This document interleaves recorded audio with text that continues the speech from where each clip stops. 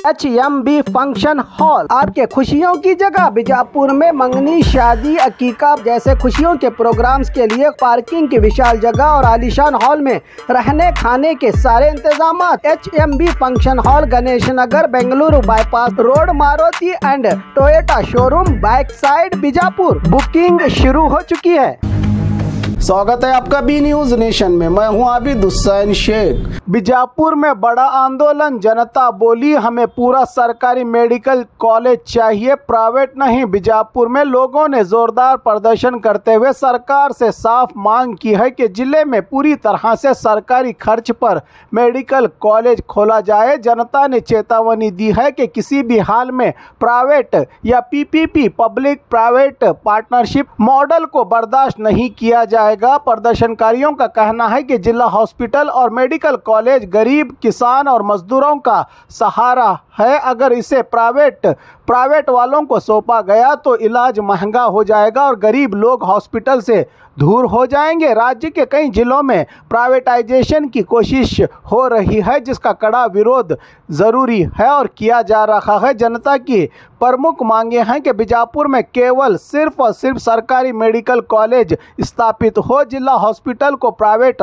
हाथों में न दिया जाए। सरकार अपनी नीति तुरंत बदले और जनता की आवाज़ सुने। नेताओं और सामाजिक कार्यकर्ताओं ने चेतावनी दी है कि अगर सरकार ने ध्यान नहीं दिया तो आंदोलन और तेज होगा और चुनाव में जनता करारा जवाब देगी सरकार को। यह आंदोलन बीजापुर के श्री सिद्धेश्वर मंदिर से जिला कलेक्टर ऑफिस तक निकाला गया।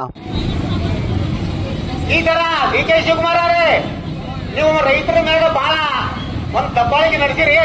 ರೈತರಿಂದ ಎಷ್ಟು ಲೂಟಿ ಮಾಡಾಕತ್ತೀರಿ ಎಲ್ಲರಿಗೂ ಗೊತ್ತಾಗತ್ತದ. ಇನ್ನು ಮುಂಬರುವಂತ ಇಲೆಕ್ಷನ್ಗಳಲ್ಲಿ ಜನರು ಪಾಠ ಕಲಿಸ್ಬೇಕು ಹೊರತಾಗಿ ಅವ್ರು ಎಲ್ಲೆಲ್ಲಿ ಮನ್ಯಾಗ ಕೂಡಿಸ್ಬೇಕಲ್ಲಿ ಮನ್ಯಾಗ ಕೂಡಿಸಿದ್ರಪ್ಪ ಅಂತಂದ್ರೆ ನಾಳೆ ಬರುವಂತ ಸಚಿವ ಸಂಪುಟ ಸಭೆ ನಾವು ಇನ್ನು ಬಹಿಷ್ಕಾರ ಹಾಕ್ತೇವೆ. ಅದು ಎಲ್ಲಿ ಬರ್ತಾರೆ ಅವ್ರು ಹೋಗಿ ಮುತ್ತಿಗೆ ಹಾಕ್ತೇವೆ. ಆ ಸಚಿವ ಸಂಪುಟ ಸಭೆ ಕಳಿಸ್ತಾರೆ ಬಡತಲಾರ್ದಂಗೆ ಮಾಡ್ತೇವೆ ನಾವು ಮುಖ್ಯಮಂತ್ರಿಗಳು. ಹಂಗಾಗಿ ನಾವು ನಿಮಗೆ ಇಲ್ಲಿ ಒಳಗೆ ಅಲೌಟ್ ಕೊಡ್ತೇವೆ.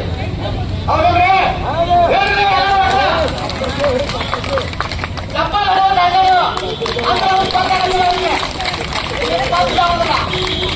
ಇಲ್ಲಿವರೆಗೆ ನನಗೆ ಮಾಡಕ ಅವಕಾಶ ಕೊಟ್ಟಿದ್ದಕ್ಕೆ ಧನ್ಯವಾದಗಳು ತಿಂಗಳವರೆಗೆ. ಈಗ CNF ನಿರ್ದೇಶಕರಾಗಿರ್ತಕ್ಕಂಥ ವಿಷಯ ಈಗಾಗಲೇ ನಿಮಗೆ ತಿಳಿದಿದೆ. ಮತ್ತೆ ನಾವು ಯಾಕೆ ಈ ಮೆರವಣಿಗೆ ಮಾಡ್ತಿದ್ದೇವೆ ಅಂತ ನಿಮಗೆ ಗೊತ್ತಿದೆ. ಸಾರ್ವಜನಿಕ ಮತ್ತೆ ಪಬ್ಲಿಕ್ ಮತ್ತೆ ಖಾಸಗಿ ಪಾಲುದಾರಿಕೆಯಲ್ಲಿ ನಮಗೆ ಈ ವೈದ್ಯಕೀಯ ಕಾಲೇಜ್ ಬೇಡ ಅಂತ ನಿರ್ಧಾರ ಮಾಡಿ ನಮಗೆ ಸರ್ಕಾರಿ ವತಿಯಿಂದ ನಮಗೆ ಈ ಕಾಲೇಜ್ ನಡೀಬೇಕಂತ ಹೇಳಿ ನಾವು ಈ ಧರಣಿಯನ್ನ ಮಾಡ್ತಿದ್ದೀವಿ.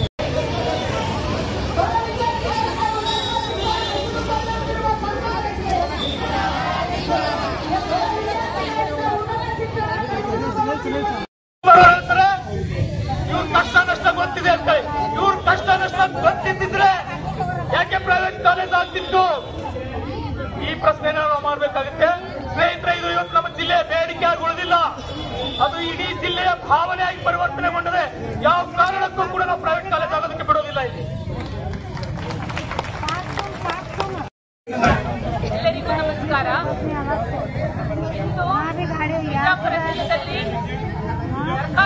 ವೆಚ್ಚದಲ್ಲಿ ಸಂಪೂರ್ಣ ಸರ್ಕಾರ ವೆಚ್ಚದಲ್ಲಿ ನಮಗೆ ಒಂದು ಮೆಡಿಕಲ್ ಕಾಲೇಜ್ ಬೇಕು ಅಂತ ಈ ಹೋರಾಟಕ್ಕೆ ಕರ್ನಾಟಕ ಜನಾರೋಗ್ಯ ಚಳವಳಿಯ ಬೇಲಿ ಇಲ್ಲದ ಬೆಂಬಲವನ್ನು ವ್ಯಕ್ತಪಡಿಸಿದ್ದೇನೆ.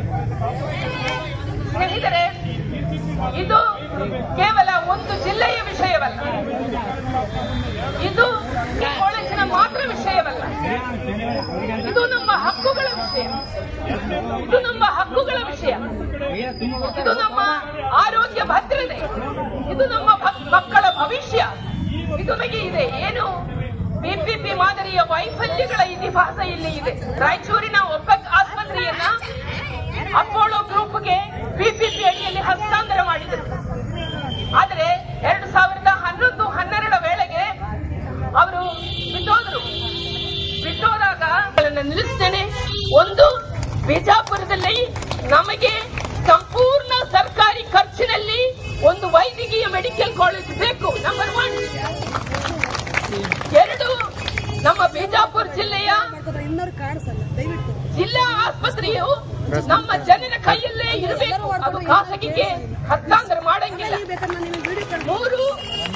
ಸರ್ಕಾರ ಇವತ್ತು 9 ಜಿಲ್ಲೆಗಳಲ್ಲಿ ಈ ಹುನ್ನಾರಕ್ಕೆ ಹೊಂದಿದ್ದಾರೆ.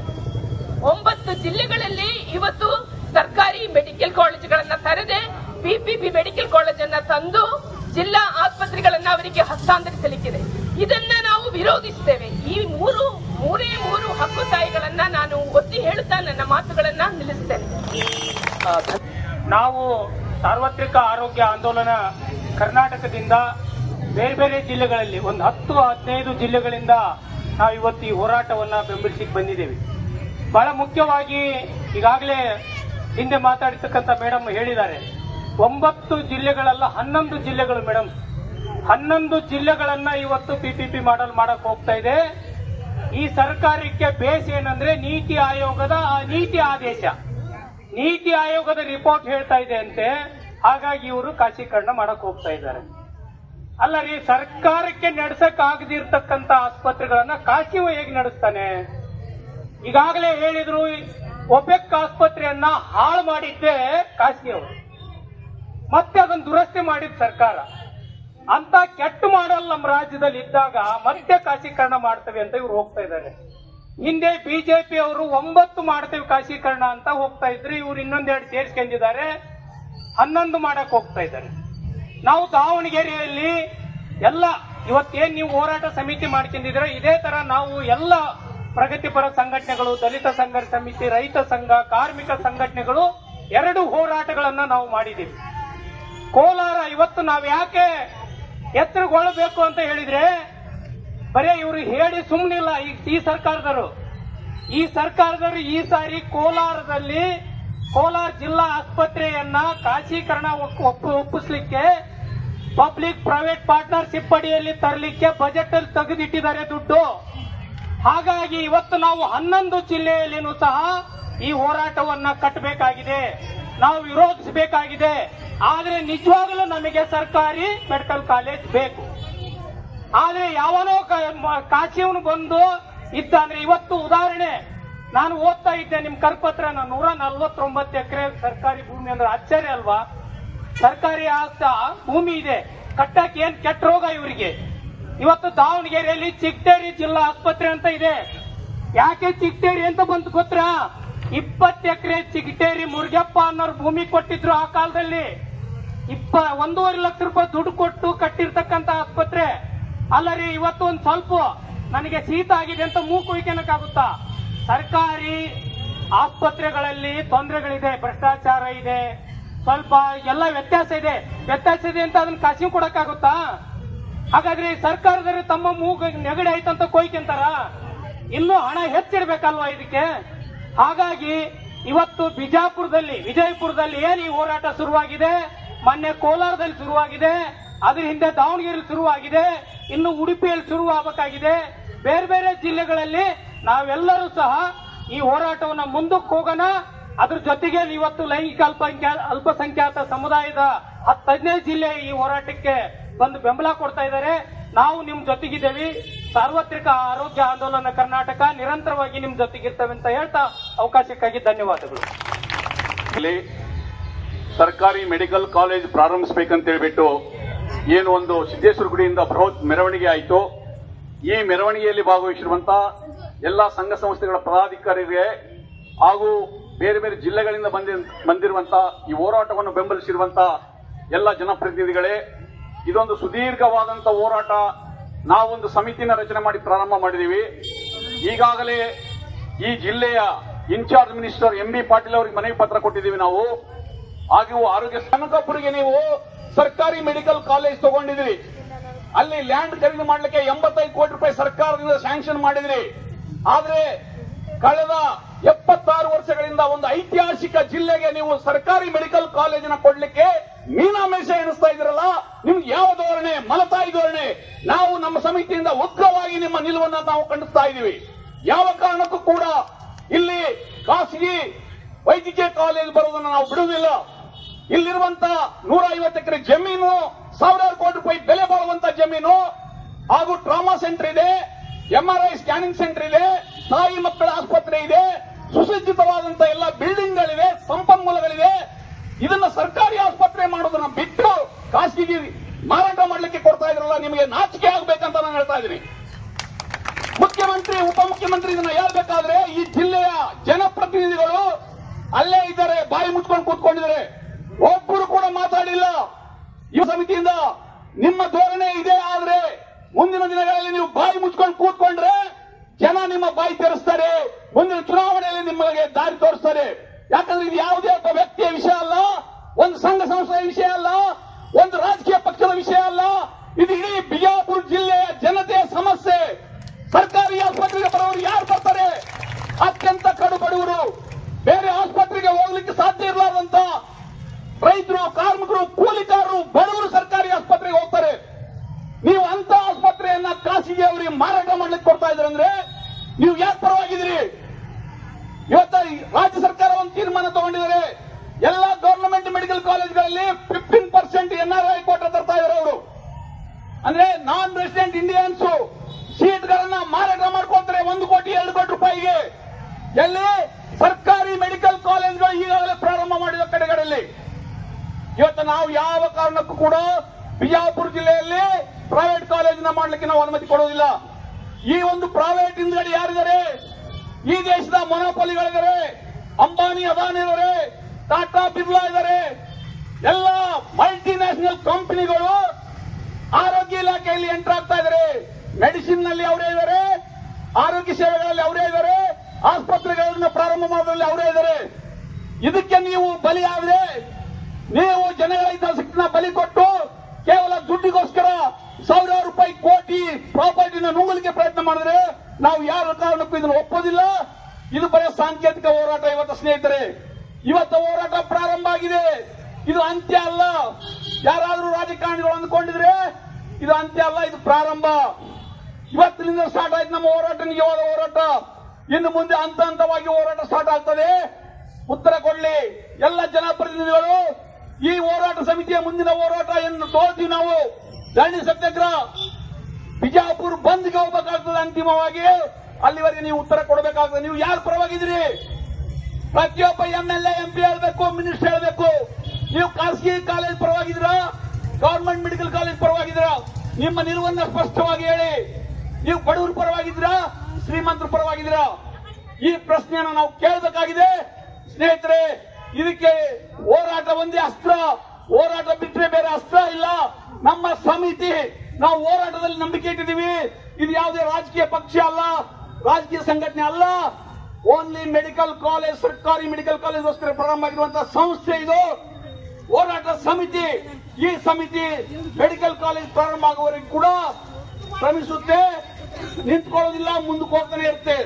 ನಾನು ನಿಮ್ಮೆಲ್ಲರಲ್ಲಿ ಮನವಿ ಮಾಡ್ಕೊಳ್ತೀನಿ, ಇವತ್ತು ಯಾವ ರೀತಿ ನೀವು ಬೆಂಬಲ ಕೊಟ್ಟಿದ್ರಿ ಹೋರಾಟದಲ್ಲಿ, ಮುಂದೆ ಕೂಡ ಇನ್ನೂ ಹೆಚ್ಚಿನ ಸಂಖ್ಯೆಯಲ್ಲಿ ಈ ಚಳವಳಿಗೆ ಬೆಂಬಲ ಕೊಡಬೇಕಂತ ಹೇಳ್ತಾ ನನ್ನ 2 ಮಾತುಗಳು ಮುಗಿಸ್ತಾನೆ. ಇನ್ಕ್ಲಾಬ್ ಮೆಡಿಕಲ್ ಕಾಲೇಜ್ಗೋಸ್ಕರ ನಡೀತಿರುವಂತ ಹೋರಾಟ ಅಂತ ಹೇಳಿ ನಾನು ತಮ್ಮೆಲ್ಲರ ಮೂಲಕ ಸರ್ಕಾರವನ್ನ ಒತ್ತಾಯಿಸ್ತೇನೆ. ಆಮೇಲೆ ನಮ್ಮ ಇದೀಗ ಭಗವಾನ್ ರೆಡ್ಡಿ ಅವರು ಹೇಳಿದ್ರು, ಈ ಹೋರಾಟ ಇದು ಆರಂಭ ಮಾತ್ರ, ಇದು ಇನ್ನೂ ಉಗ್ರ ರೀತಿಯಲ್ಲಿ ನಡೆಯಲಿದೆ. ಸರ್ಕಾರ ಈ ನಿಟ್ಟಿನಲ್ಲಿ ಯೋಚಿಸಬೇಕು. ನಮ್ಮ ತಾಳ್ಮೆಯನ್ನು ಅವರು ಪರೀಕ್ಷಿಸಬಾರದು. ಈ ಉಗ್ರ ಮಟ್ಟಕ್ಕೆ ಏರುಕಿದ ಮೊದಲನೇ ಸರ್ಕಾರ, ಮುಖ್ಯಮಂತ್ರಿಗಳು, ಉಪಮುಖ್ಯಮಂತ್ರಿಗಳು, ನಮ್ಮ ಶಾಸಕರು ಮತ್ತು ನಮ್ಮ ಜಿಲ್ಲೆಯ ಮುಖ್ಯಮಂತ್ರಿಗಳು ಪ್ರಯತ್ನ ಮಾಡಿ ಈ 1 ದಿವಸ ಅಥವಾ 2 ದಿವಸದೊಳಗೆ ನಾವು ಸರ್ಕಾರಿ ಕಾಲೇಜನ್ನೇ ಪ್ರಾರಂಭಿಸ್ತೀವಿ ಅಂತ ಹೇಳಿ ಘೋಷಿಸಬೇಕು ಅಂತ ಹೇಳಿ ನಿಮ್ಮೆಲ್ಲರ ಪರವಾಗಿ ನಾನು ಸರ್ಕಾರವನ್ನು ಒತ್ತಾಯಿಸ್ತೇನೆ. ನಮಸ್ಕಾರ. ಬಂಧುಗಳೇ, ಆಗಲೇ ಇವತ್ತು DPP ಕಾಲೇಜು ಮತ್ತು HE ಕಾಲೇಜ್ ಬಗ್ಗೆ ನಮ್ಮ ಭಗವಾನ್ ರೆಡ್ಡಿ ಅವರು ಹೇಳಿದ್ದಾರೆ. ಆ ವಿಷಯವನ್ನು ನಾನು ಮತ್ತೆ ಪ್ರಸ್ತಾಪ ಮಾಡೋದಿಲ್ಲ. ಇವತ್ತು ನಮ್ಮ ಬಿಜಾಪುರ ಜಿಲ್ಲೆಯ ಆಸ್ಪತ್ರೆಗೆ 150 ಎಕರೆ ಜಮೀನಿದೆ. ಅದು ಸಾವಿರಾರು ಕೋಟಿ ರೂಪಾಯಿ ಆಸ್ತಿ. ಅದು ಆ ಸಾವಿರಾರು ಕೋಟಿ ರೂಪಾಯಿ ಆಸ್ತಿಯನ್ನ ಮತ್ತು ಅಲ್ಲಿರುವಂತಹ ಆಸ್ಪತ್ರೆ, ಅದು ಸಾವಿರಾರು ಕೋಟಿ ರೂಪಾಯಿ ಆಸ್ತಿ. ಅಲ್ಲೆಲ್ಲ ಬಹಳಷ್ಟು ಸೌಲಭ್ಯಗಳನ್ನ ಒದಗಿಸಿದ ಕಟ್ಟಡಗಳು, ಸೌಲಭ್ಯಗಳು ಎಲ್ಲ ಇದಾವೆ. ಅದು ಹಿಂದೆನೆ ಇವತ್ತು 4-5 ವರ್ಷದ ಹಿಂದೆನೆ ಅದನ್ನು ಪ್ರೈವೇಟ್ ಮಾಡಬೇಕು ಅಂತ ಹೇಳಿ ತೀರ್ಮಾನ ತಗೊಂಡಾಗ ಅದರ ವಿರುದ್ಧ ಕೂಡ ನಾವೆಲ್ಲ ಪ್ರಗತಿಪರ ಸಂಘಟನೆಯವರು ಹೋರಾಟ ಮಾಡಿ ಅದನ್ನು ಕೈ ಬಿಡಲಿಕ್ಕೆ ನಾವು ಆಗ್ರಹ ಮಾಡ್ಲಿಕ್ಕಾಗಿ ಉಳಿದಿತ್ತು. ಅವಾಗಲಿಂದನೂ ಈ ಕಳ್ಳರ ಕಣ್ಣದ ಇವತ್ತು, ಈ ಭ್ರಷ್ಟ ಜನಪ್ರತಿನಿಧಿಗಳ ಕಣ್ಣಿದೆ ಇವತ್ತು. ಅವರು ಇದನ್ನ ಈ ಕಾಲೇಜನ್ನ ಹೆಸರಿನಲ್ಲಿ PPP ಕಾಲೇಜ್ ಹೆಸರಿನಲ್ಲಿ ಅಲ್ಲಿರುವಂತಹ ದೊಡ್ಡ ಆಸ್ತಿ ಇವತ್ತು ಸೆಂಟ್ರದಾಗ ಆಗಿದೆ. ಇವತ್ತು ಜಿಲ್ಲಾ ಆಸ್ಪತ್ರೆ ಅಂದ್ರೆ ಬಿಜಾಪುರ ನಗರದ ಕೇಂದ್ರ ಸ್ಥಾನದಲ್ಲಿ ಇವತ್ತು 150 ಎಕರೆ ಜಮೀನಿದೆ ಇವತ್ತು. ಅದು ಸಾವಿರಾರು ಕೋಟಿ ರೂಪಾಯಿ ಆಸ್ತಿ. ಅದನ್ನ ಲೂಟಿ ಮಾಡಬೇಕು ಅಂತ ಹೇಳಿ ಈ ಕದಿಮರು ಇವತ್ತು ಕನಸು ಕಾಣ್ತಾ ಇದ್ದಾರೆ. ಅಸೆಂಬ್ಲಿಯಲ್ಲಿನೂ ಕೂಡ ಅವರು ಆಗಲೇ ಹರಾಜು ಕೂಗಿದ್ದಾರೆ. ಇವತ್ತು ಬಸರಿಗೌಡ ಯತ್ನಾಳ್ ಅಂತ ಹೇಳಿ ನಮ್ಮ ಜನಪ್ರತಿನಿಧಿಗಳು ಬಿಜಾಪುರ ನಗರದಿಂದ ಆಯ್ಕೆಯಾಗಿ ಹೋದಂತವ್ರು, ಅವ್ರನ್ನ 500 ಕೋಟಿ ರೂಪಾಯಿ ಕೊಡ್ತೀನಿ ಅಂತ ಆಗ್ಲೇ ಹೇಳಿದಾರ. ಆದ್ರೆ ಅವ್ರು ಒಬ್ಬರೇ 500 ಕೋಟಿ ಕೊಡ್ತಾರೋ ಅಥವಾ ಅವ್ರ ಜೊತೆಗೆ ಇನ್ನು ಯಾರ್ಯಾರೋ ಮಂತ್ರಿಗಳು ಶಾಮೀಲಾಗಿದ್ದಾರೋ ಪಾಲ್ಗಾರಾಗಿದ್ದಾರೋ ಗೊತ್ತಿಲ್ಲ. ಅವರು ಈ ಒಂದು ಹುನ್ನಾರ ಹೆಣೆದಿದ್ದಾರೆ. ಇದನ್ನು ನುಂಗ ಹಾಕಬೇಕು, ನಾವೆಲ್ಲರೂ ಕೂಡ ಅದನ್ನು ಹಂಚ್ಕೋಬೇಕು ಅಂತ ಹೇಳಿ ಕಳ್ಳರು ಜನಪ್ರತಿನಿಧಿಗಳಾಗಿ ಹೋಗಿದ್ದಾರೆ. ಈ ಕಳ್ಳ ಜನಪ್ರತಿನಿಧಿಗಳು ಈ ನಮ್ಮ ಸಾರ್ವಜನಿಕ ಆಸ್ತಿಯನ್ನ ಲೂಟಿ ಮಾಡಬೇಕು ಅಂತ ಹೇಳಿ ಮುಂದಾಗಿದ್ದಾರೆ. ಇದನ್ನ ನಾವು ತೀವ್ರವಾಗಿ ಖಂಡಿಸ್ತೇವೆ. ಅದರ ಜೊತೆಗೆ ಇನ್ನೊಂದು ಏನಪ್ಪಾ ಅಂತಂದ್ರೆ, ಇವತ್ತು ಕೇಂದ್ರ ಸರ್ಕಾರ ಆದೇಶ ಮಾಡದಂತೆ ನಾವು ಇಲ್ಲಿ ಈ ಒಂದು PPP ಮಾದರಿ ಕಾನೂನು ಕಾಲೇಜ್ ತರಲಿಕ್ಕೆ ಹೊಂಟಿದ್ದೀವಿ ಅಂತ ಹೇಳಿ ನಮ್ಮ DK ಜೊಕುಮಾರ್ನ ಅವ ಹೇಳ್ತಾ ಇದ್ದಾನೆ. ಅವ್ರು ಜೊಕುಮಾರ ಇಲ್ಲ, ಅದು ಕೇಂದ್ರ ಸರ್ಕಾರ ನಮ್ಮ ಮಾರ್ಗದರ್ಶನ ಮಾಡಿದೆ, ಅದು ಆದೇಶ ಮಾಡಿದೆ, ಅದರ ಪ್ರಕಾರ ನಾವು ಇಲ್ಲಿ PPP ಕಾಲೇಜ್ ತರಲಿಕ್ಕೆ ಹೊಂಟಿದ್ದೀವಿ ಅಂತ. ಆದ್ರೆ DK ಜೊಕುಮಾರ್ ಅವರೇ, ಇವತ್ತು ನಿಮ್ಮ ಭಾಗದಲ್ಲಿ ಮಾಡ್ಕೋಬೇಕಾಗಿತ್ತು ಆ PPP ಕಾಲೇಜು, ನಿಮ್ಮ ಕನಕಪುರದಲ್ಲಿ ಮಾಡಬೇಕಾಗಿತ್ತು ಆ PPP ಕಾಲೇಜು. ಅದನ್ಯಾಕೆ ನೀವು ಸರ್ಕಾರಿ ಕಾಲೇಜ್ ಮಾಡ್ಕೊಂಡ್ರಿ? ನಮ್ಮ ಬಿಜಾಪುರ ಜಿಲ್ಲೆ 150 ಎಕರೆ ಜಮೀನಿದೆ, ಸುಸಜ್ಜಿತವಾದ ಕಟ್ಟಡಗಳಿವೆ, ಯಂತ್ರಗಳಿವೆ, ಎಲ್ಲ ವೈದ್ಯಕೀಯ ಸೌಲಭ್ಯ ಇದಾವೆ. ಇದನ್ನೆಲ್ಲ ಲೂಟಿ ಮಾಡ್ಲಿಕ್ಕೆ ನೀವು PPP ಕಾಲೇಜ್ ತಂದು ಸುಲಿಗೆ ಮಾಡ್ಬೇಕು ಅಂತ ಹೊಂಟಿದ್ದೀರ. ಇದು ಯಾವ ಕಾಲಕ್ಕೂ ನಾವು ಬಿಡೋದಿಲ್ಲ, ಇದನ್ನು ಪಕ್ಕಾ ತಿಳ್ಕೊಳ್ರಿ. ಆದ್ರೆ ಇವತ್ತು ಕೇಂದ್ರದಾಗ ಇವತ್ತು ಏನು PPP ಮಾದರಿ ಏನ್ ತರ್ಲಿಕ್ಕೆ ಹೊಂಟಿದ್ದಾರೆ, ಇಡೀ ದೇಶದ ಸಾರ್ವಜನಿಕ ಆಸ್ತಿಗಳನ್ನ ಇವತ್ತು ಮೋದಿ ಅವರು ಮಾರ್ತಾ ಇದ್ದಾರೆ. ಇವತ್ತು ರೈಲ್ವೆ ಮಾರಿದ್ದಾರೆ, ರೈಲ್ವೆ ನಿಲ್ದಾಣಗಳು ಮಾರಿದ್ದಾರೆ, ವಿಮಾನ ಮಾರಿದ್ದಾರೆ, ವಿಮಾನ ನಿಲ್ದಾಣಗಳು ಮಾರಿದ್ದಾರೆ, ಎಲ್ಲವನ್ನು ನಮ್ಮ ಎಲ್ಲ BSNL ಮಾರಿದ್ದಾರೆ, ಸಾರ್ವಜನಿಕ ಸಂಸ್ಥೆಗಳು ಎಷ್ಟೋ ಸಂಸ್ಥೆಗಳನ್ನ ಮಾರಾಟ ಮಾಡಿದ್ದಾರೆ. ಅದೇ ರೀತಿಯಾಗಿ ಇವತ್ತು ಇದನ್ನು ಕೂಡ ಮಾರಾಟ ಮಾಡಲಿಕ್ಕೆ ಅವರು ಹೇಳಿದ್ದಾರೆ. ಅದನ್ನ ನೀವು ಕೇಳ್ತಾ ಇದ್ದೀರಾ. ಅದರ ವಿರುದ್ಧ ಕೂಡ ಇವತ್ತು ರೈತರು ಹೋರಾಟ ಮಾಡಿ ಇವತ್ತು ಏನವರು ಖಾಸಗಿ ಕಾನೂನುಗಳನ್ನ ಕೃಷಿ ಕಾನೂನುಗಳನ್ನ ತರಲಿಕ್ಕೆ ಹೊಂಟಿದ್ರು, ಅದನ್ನ ವಿರೋಧ ಮಾಡಿ ಹೋರಾಟ ಮಾಡಿ ಅದನ್ನು ಹಿಂದಕ್ಕೆ ತಗೊಳ್ಳಕ್ ಹಚ್ಚಿದ್ದಾರೆ ಕೇಂದ್ರ ಸರ್ಕಾರಕ್ಕೆ. ಅದೇ ರೀತಿ ಇವತ್ತು ನೀವು ಕೂಡ ಹಿಂದಕ್ಕೆ ತಕ್ಕೊಳ್ತಾ ಇದ್ದಾರೆ. ಇಡೀ ಜಿಲ್ಲೆಯಾದ್ಯಂತ ನಾವು ಪ್ರಚಾರ ಜಾಥಾಗಳನ್ನು ಮಾಡಿ ಜಿಲ್ಲೆಯ ಜನಗಳನ್ನ ಜಾಗೃತ ಮಾಡಿ ಇವತ್ತು ಬಿಜಾಪುರ ಬಂದ್ ಅನ್ನುವಂತ ಕರೆ ಕೊಡ್ಲಿಕ್ಕೆ ಸಾಧ್ಯ ಆಗ್ತದೆ. ಮತ್ತು ನಿಮ್ಮ PPP ನಮ್ಮ ಜಿಲ್ಲೆಯಲ್ಲಿ 8 MLAಗಳಿದ್ದೀರಿ, MLCಗಳಿದ್ದೀರಿ, MP ಗಳಿದ್ದೀರಿ. ಕಳ್ರೆ ನೀವು ಕೂಡ ನಮ್ಮ ಜೊತೆ ಬಂದು ಇವತ್ತು ಈ ನಮ್ಮ ಹೋರಾಟಕ್ಕೆ ಬೆಂಬಲ ಕೊಡಬೇಕು. ಕೊಡದೇ ಇದ್ರೆ ಇವತ್ತು ನಿಮ್ಮ ಮನೆಗಳ ಮುಂದೆ ನಾವು ಹೋರಾಟ ಮಾಡಬೇಕಾಗ್ತದೆ ಅಂತ ಹೇಳಿ ಈ MLAಗಳಿಗೆ, ಜನಪ್ರತಿನಿಧಿಗಳಿಗೆ, ಮಂತ್ರಿಗಳಿಗೆ ಕೂಡ ಈ ಸಂದರ್ಭದಲ್ಲಿ ಎಚ್ಚರಿಕೆ ಕೊಟ್ಟು ಇವತ್ತು ನೀವೆಲ್ಲ ಇವತ್ತು ಜಿಲ್ಲೆಯಾದ್ಯಂತ ಒಂದು ಜಾಗೃತ ಮಾಡಿ ಈ ಒಂದು ಹೋರಾಟಕ್ಕೆ ಯಾವ ಕಾಲಕ್ಕೂ ಈ PPP ಕಾಲೇಜ್ ಮಾಡ್ಲಿಕ್ಕೆ ಕೊಡಬಾರದು. ಇದು ಸರ್ಕಾರಿ ಒಡೆತನದಲ್ಲಿ ನೀವು ವೈದ್ಯಕೀಯ ಕಾಲೇಜ್ ಆಗಬೇಕು ಮತ್ತು ವೈದ್ಯಕೀಯ ಸೇವೆ ಕೂಡ ಸರ್ಕಾರದಿಂದ ಸಿಗಬೇಕು ಅಂತ ಹೇಳಿ ಸಂದರ್ಭದಲ್ಲಿ ನಾನು ರಾಜ್ಯ ಹಾಗೂ ಕೇಂದ್ರ ಸರ್ಕಾರಕ್ಕೆ ಆಗ್ರಹ ಮಾಡ್ತಾ ನನ್ನ ಮಾತುಗಳನ್ನ ಮುಗಿಸ್ತೀನಿ. ನಮಸ್ಕಾರ. ಧನ್ಯವಾದಗಳು ಅಣ್ಣಾರ ಇಳಿಗೆರೆ ಅವರಿಗೆ. ಈಗ ನಿವೃತ್ತ ನೌಕರರ ಸಂಘದ ಚಂದ್ರಶೇಖರ್ ಲೆಂಡಿ ಅವರು ಮಾತಾಡಬೇಕು ಅಂತ ಹೇಳಿ ನಾವು ಕೇಳ್ಕೊಳ್ತಾ ಇದ್ದೀವಿ. ಅವರು ನಿನ್ನೆ ಪ್ರೆಸ್ ಮೀಟ್ ಕೂಡ ಮಾಡಿ ನಮ್ಮ ಹೋರಾಟವನ್ನು ಬೆಂಬಲಿಸಿದ್ದಾರೆ. ಈಗ ಅವರು ಮಾತಾಡಬೇಕು ಅಂತ ಕೇಳ್ತೀವಿ. ಸಮಯದ ಅಭಾವದಿಂದ ಪ್ರತಿಯೊಬ್ಬ ಭಾಷಣಕಾರರು 2 ನಿಮಿಷ ಮಾತಾಡಬೇಕು ಅಂತ ಹೇಳಿ ನಮ್ಮ ಸಮಿತಿ ನಿರ್ಧಾರವಾಗಿದೆ. ಆತ್ಮೀಯರೇ ಹಾಗೂ ತಾಯಂದ್ರೆ ಹಾಗೂ ಈ ಹೋರಾಟ ಸಮಿತಿಯ ಮುಖಂಡರು, ಇವತ್ತಿನ ದಿವಸ ನಮ್ಮ ಪರಿಸ್ಥಿತಿ ಹೆಂಗೆ ಬಂದಿದೆ ಅಂದ್ರೆ, ನಾವು ಎಲ್ಲ ಪ್ರತಿಯೊಂದನ್ನು ಹೋರಾಟದ ಮುಖಾಂತರ ಪಡಿಬೇಕನ್ನುವಂತ ಪ್ರಕರಣ 40 ಎಕರೆ ಜಾಗವನ್ನು ಹೊಂದಿದ್ದು ನಮ್ಮ ಬಿಜಾಪುರ ಜಿಲ್ಲೆಯಲ್ಲಿ. ಮತ್ತು BSc ನರ್ಸಿಂಗ್ ಇದೆ, ಮುಂದೆ ಡಿಪ್ಲೊಮಾ ನರ್ಸಿಂಗ್ ಇದೆ, ಹಾಗೂ ಪ್ಯಾರಾಮೆಡಿಕಲ್ ಕೋರ್ಸ್ಗಳಿದಾವೆ. ಮತ್ತು DNB ಅಂದ್ರೆ MBBS ಮುಗಿದ ತಕ್ಷಣ PG ನೀಟ್ನಲ್ಲಿ ಪಾಸ್ ಆದಂತವರು ಸುಮಾರು ಪ್ರತಿಯೊಂದು ಸೆಕ್ಷನ್ಗೂ ಇಬ್ಬಿಬ್ಬರಂತೆ ಈಗ ಸುಮಾರು 2 ವರ್ಷದಿಂದ ಚಾಲೂ ಆಗ್ತಾ ಇದೆ. ಹಾಗೂ ಈಗ ಈ ಪರಿಸ್ಥಿತಿಯಲ್ಲಿ ಇರುವಾಗ ಕೇಂದ್ರ ಮಾದರಿಯಲ್ಲಿ PPP ಕಾಲೇಜ್ ಒಂದು ಅನುಮತಿ ಇದೆ, ಅದರ ಪ್ರಕಾರ ಮಾಡ್ತೀವಿ ಅನ್ನುವಂಥವ್ರು ಬಜೆಟ್ನಲ್ಲಿ ಬಾಗಲಕೋಟೆಗೆ ಸರ್ಕಾರಿ ವೈದ್ಯಕೀಯ ಕಾಲೇಜನ್ನು ಮಂಜೂರು ಮಾಡಿದ್ದಾರೆ. Last time. ಮತ್ತು ಬೆಳಗಾವಿ ವಿಭಾಗದಲ್ಲಿ ಸುಮಾರು ದಿವಸ ಪ್ರತಿ ದಿವಸ ಒಂದು 30-35ರಿಂದ ಹೆರಿಗೆ ಆಗ್ತಾ ಇದಾವೆ. ದಿವಸಕ್ಕೆ 10ರಿಂದ 15 ಸಿಜರಿನ್ ಆಗ್ತಾ ಇದೆ. ಸುಮಾರು 800 ಬೆಡ್ದ ಆಸ್ಪತ್ರೆ ಇದೆ. ಇದು 800 ಬೆಡ್ದ ಆಸ್ಪತ್ರೆ ಇದೆ. ಯಾವುದೇ ವೈದ್ಯಕೀಯ ಕಾಲೇಜಿಗೂ ಕಡಿಮೆ ಇಲ್ಲ. ಇನ್ನೊಂದು ಬಹಳ ಒಂದು ಆಶ್ಚರ್ಯ ವಿಷಯ ಅಂದರೆ, ಇದೇ 2 ದಿವಸದಿಂದ ಒಂದು ಪ್ರಿನ್ಸಿಪಲ್ ಸೆಕ್ರೆಟರಿ ಮೀಟಿಂಗ್ ಮಾಡಿ ಒಂದು ಟ್ರಾಮಾ ಸೆಂಟರ್ ಅಂತ ಸುಮಾರು ಒಂದು 100-200 ಕೋಟಿ ಖರ್ಚು ಮಾಡಿ ಒಂದು ಟ್ರಾಮಾ ಸೆಂಟರ್ ಕಟ್ಟಿಸಿದ್ದಾರೆ.